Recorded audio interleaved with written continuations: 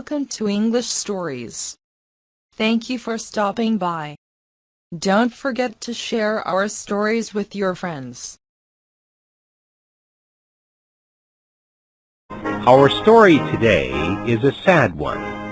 It is the story of a clash of peoples, religions, ideas, and cultures. It is a story of strongly held ideas and a lack of compromise. It is the story of the relations between Europeans and the natives who had lived for thousands of years in the area we now call North America. Many different Native American groups lived on the east coast of what would become United States. They spoke many different languages. Some were farmers. Some were hunters. Some fought many wars. Others were peaceful. These groups are called tribes.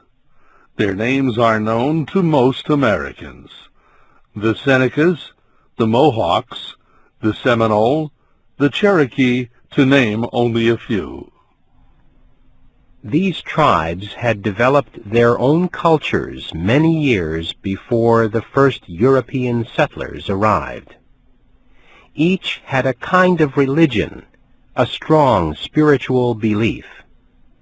Many tribes shared a similar one. The Indians on the East Coast shared a highly developed system of trade. Researchers say different tribes of Native Americans traded goods all across the country. The first recorded meetings between Europeans and the natives of the East Coast took place in the 1500s. Fishermen from France and the Basque area of Spain crossed the Atlantic Ocean. They searched for whales along the east coast of North America. They made temporary camps along the coast. They often traded with the local Indians. The Europeans often paid Indians to work for them. Both groups found this to be a successful relationship. Several times, different groups of fishermen tried to establish a permanent settlement on the coast, but the severe winters made it impossible. These fishing camps were only temporary. The first permanent settlers in New England began arriving in 1620. They wanted to live in peace with the Indians. They needed to trade with them for food. The settlers also knew that a battle would result in their own quick defeat because they were so few in number. Yet problems began almost immediately. Perhaps the most serious was the different way the American Indians and the Europeans thought about land. This difference created problems that would not be solved during the next several hundred years. Land was extremely important to the European settlers. In England and most other countries, land meant wealth. Owning large amounts of land meant a person had great wealth and political power. Many of the settlers in this new country could never have owned land in Europe. They were too poor, and they belonged to minority religious groups. When they arrived in the new country, they discovered no one seemed to own the huge amounts of land. Companies in England needed to find people willing to settle in the new country. So they offered land to anyone who would take the chance of crossing the Atlantic Ocean. For many, it was a dream come true. It was a way to improve their lives. The land gave them a chance to become wealthy and powerful. American Indians believed no person could own land. They believed, however, that anyone could use it. Anyone who wanted to live on and grow crops on a piece of land was able to do so. The American Indians lived within nature. They lived very well without working very hard. They were able to do this because they understood the land and their environment.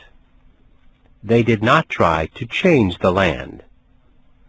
They might farm in an area for a few years. Then they would move on. They permitted the land on which they had farmed to become wild again.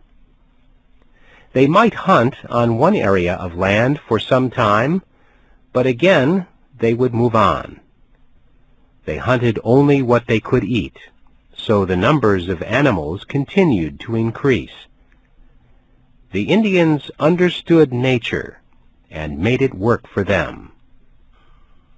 The first Europeans to settle in New England, in the northeastern part of America, were few in number. They wanted land. The Indians did not fear them. There was enough land for everyone to use and plant crops. It was easy to live together. The Indians helped the settlers by teaching them how to plant crops and survive on the land. But the Indians did not understand that the settlers were going to keep the land. This idea was foreign to the Indians.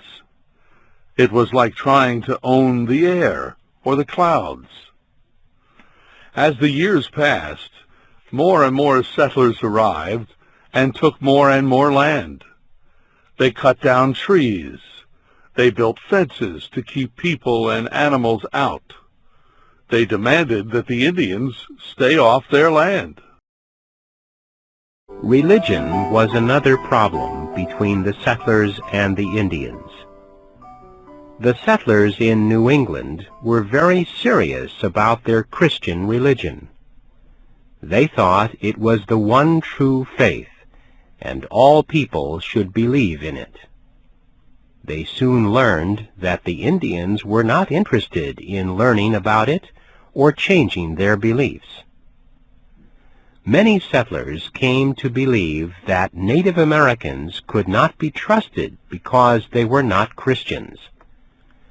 The settler groups began to fear the Indians.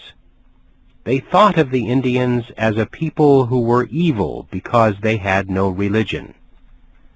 The settlers told the Indians they must change and become Christians. The Indians did not understand why they should change anything. The European settlers failed to understand that the Native American Indians were extremely religious people with a strong belief in unseen powers. The Indians lived very close to nature. They believed that all things in the universe depend on each other. All native tribes had ceremonies that honored a creator of nature. American Indians recognized the work of the creator of the world in their everyday life. Other events also led to serious problems between the Native Americans and the settlers. One serious problem was disease. The settlers brought sickness with them from Europe. For example, the disease smallpox was well known in Europe. Some people carried the bacteria that caused smallpox, although they did not suffer the sickness itself. Smallpox was unknown to Native Americans.